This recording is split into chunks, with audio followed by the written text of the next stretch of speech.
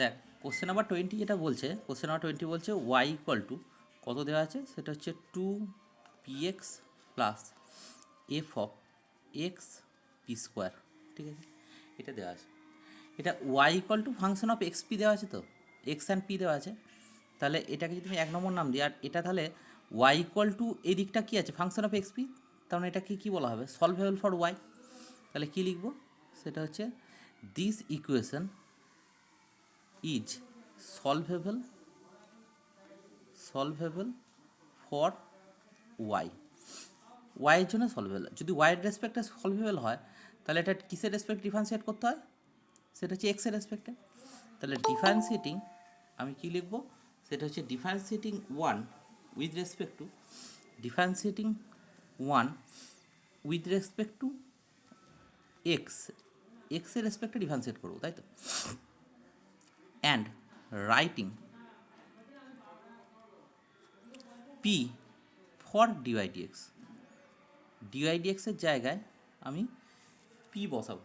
ঠিক আছে, তাহলে উই গেট কি পাবো আমরা পাবো, সেটা হচ্ছে এই দিকটায় দেখ ডিওয়াই ডিএক্স, তো ডিওয়াই ডিএক্সের জায়গায় পি বসাচ্ছি, তাহলে পি সমান 2px-এর ডেরিভেটিভ। 2px-এর ডেরিভেটিভ, প্রথমে এক্সের ডেরিভেটিভ হচ্ছে, যদি এক্সটা আউট হয়ে যায় তাহলে 2p হবে, আর 2x ফিক্স থাকলো, তাহলে থাকবে কত, সেটা হচ্ছে ডিপি ডিএক্স প্লাস এই ফাংশন অফ এটা যেটা আছে, এটা নিয়ে কোনো চিন্তার কিছু নেই, এটা মানে হচ্ছে F dash X P square. কিন্তু এই ভেতরে ফাংশনটার ভেতরে এক্স পি স্কোয়ারটা ডেরিভেটিভ আবার করতে হবে। এক্স পি স্কোয়ারটা ডেরিভেটিভ কী হবে, এক্সের জন্য সেটা হচ্ছে শুধুমাত্র পি স্কোয়ার হবে, আর পি স্কোয়ারের জন্য 2px ডিপি ডিএক্স হবে, তাই তো। ডেরিভেটিভটা শুধুমাত্র এক্স পি স্কোয়ারটার করলাম, তাই তো। আচ্ছা, এবার তারপরে কি করছি, দেখ এখানে 2p আছে, এই পিটা এদিকে নিয়ে আয়, তাহলে শুধুমাত্র পি হবে। তাহলে কি হচ্ছে ফাইনালি, এটা হচ্ছে P plus 2x DP dx. ঠিক আছে, তারপরে কত, প্লাস পি, তাই তো। তারপরে হচ্ছে কত, পি ইন্টু, একটা পি যদি এখান থেকে কমন নেওয়া হয় তাহলে কত হবে, P into F dash X P square, আর এইখানটা হবে কত, সেটা হচ্ছে P plus 2x DP dx, এটাই দাঁড়াবে সমান 0। আচ্ছা, এবার দেখ, লক্ষ্য কর, আমরা এই জায়গাটা সেম, এইটা আর এইটা হচ্ছে সেম, তাহলে আমরা যদি কমন নিই P plus 2x DP dx, এটা যদি কমন নিই তাহলে কি দাঁড়াবে, সেটা হচ্ছে এইটা দাঁড়াবে এখান থেকে 1, তাহলে 1 plus P F dash X P square, এটা দাঁড়াবে সমান 0। আচ্ছা, তো আমার যেটা ডিপিডিএক্স সম্বলিত টার্ম, সেটা থেকেই তো আমার সলিউশনটা দেবে, কারণ এইটা থেকে আমার কোনো সলিউশন পাবো না। তাহলে দেয়ারফোর আমরা কি পাবো, দেয়ারফোর পি প্লাস 2x ডিপিডিএক্স এইটা সমান 0। পাশে অবশ্যই লিখতে হবে এটা not equal to 0 if 1 plus P F dash X P square, এটা আমার কী হবে, নট ইকুয়াল টু 0 হবে।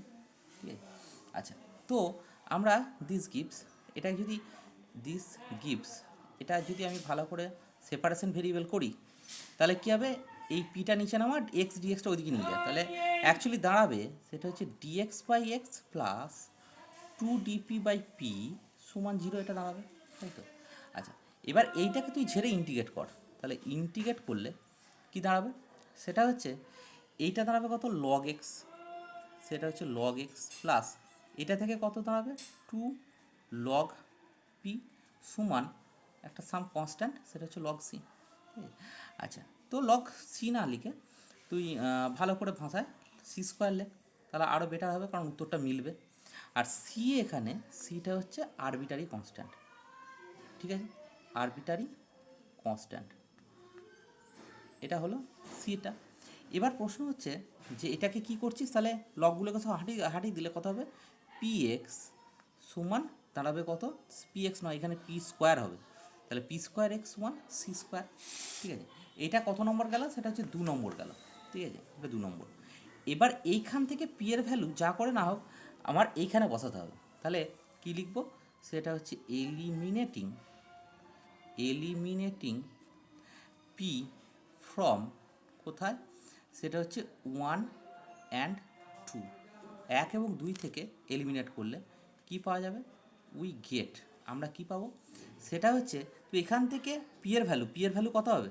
সেটা হচ্ছে সি স্কোয়ার বাই এক্স তার রুট, তাই তো?